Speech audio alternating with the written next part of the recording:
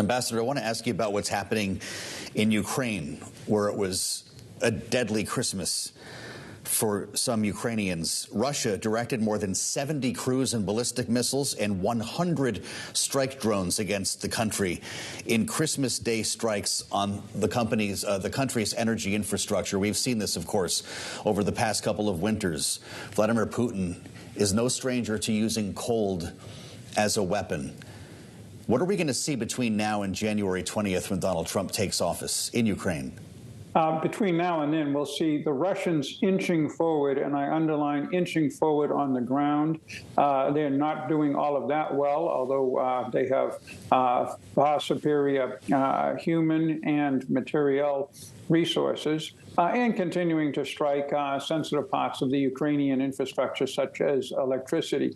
But none of this is going to change the outcome of the war. It is basically a stalemate. It is calling out for some kind of negotiation to try to freeze this conflict and bring this part of the world back to something like normal. So I think that some of what you're seeing is last-minute pushing back and forth. The Russians believe that Donald Trump is going to push hard for some kind of settlement. He sure says he will. In that world, do you freeze the map where it is now? Does Ukraine lose the ground permanently that it has lost to Russia in this war? The best example that I can cite historically is the Korean War. We ended it with a stalemate in 1953. The stalemate is still holding.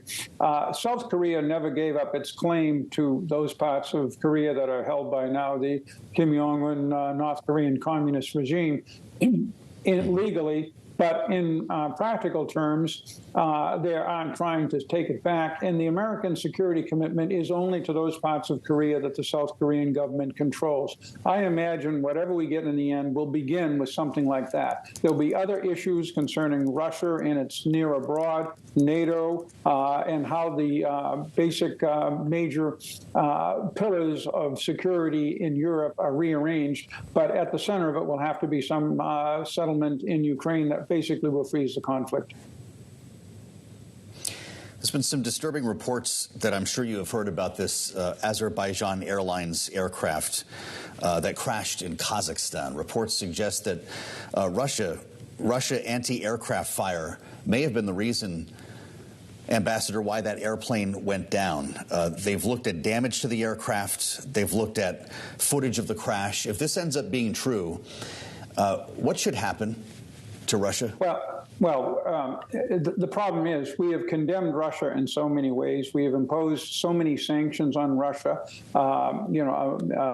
Malaysian airplane full of holiday travelers from the Netherlands was shot down in 2014 by, it turns out, Russian anti-aircraft. This is nothing new. What's particularly troubling is it looks like after the plane was hit, it tried to make an emergency landing on Russian territory, and it was told to overfly the Caspian Sea to land in Kazakhstan. It actually almost made it, but clearly the intent was for it to crash at sea without any evidence.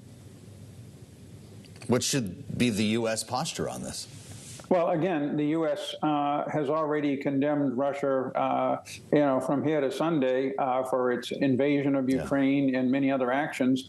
This is simply another example of the behavior that everyone, including the new Trump administration, will have to recognize is unacceptable and needs to have a very strong response. Right now, we have a response, which is to stop the Russians in Ukraine. You saw we basically stopped the Russians in Syria, and they're now all but out.